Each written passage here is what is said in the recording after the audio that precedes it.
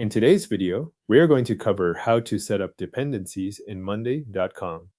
Start by signing in to your Monday.com account, enter your account details, and wait for the workspace to load if it does not appear right away. Once you are in, go to the board where you want to set up dependencies. This should be the board that contains the items you want to connect, since the dependency column will be added directly to that board. When the board is open, move across your existing columns until you reach the plus icon at the end. Click that icon to add a new column.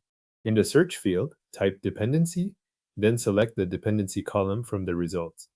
This adds the column to your board so you can start linking items that depend on one another. After the column is added, Monday.com will prompt you to configure it. Here you will choose a dependency mode, then select the dependency column when asked and click Save to confirm the setup. Take a moment here to make sure you are saving the correct column, especially if your board already has several column types in use. Once the column is configured, go to the dependency column in the row you want to work with and click inside one of the cells. This opens the dependency menu for that item. From there, choose the item or items you want to link. These are the tasks or entries that this item depends on, or that should be connected through the dependency setting on the board. If Monday.com asks for a dependency type, select the one that fits the relationship you want to create.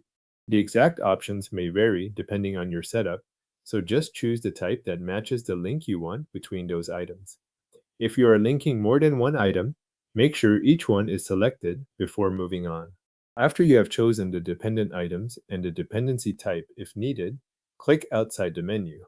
That action applies the dependency to the cell. You should then see the linked item or items appear in the dependency column for that row, confirming that the relationship has been saved. If you need to add more dependencies, you can repeat the same process in other rows on the board.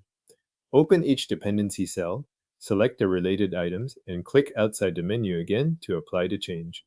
This keeps your task relationships visible directly inside the board and helps make sure connected work is tracked in the same place. Your Monday.com board now has a dependency column with linked items saved in place.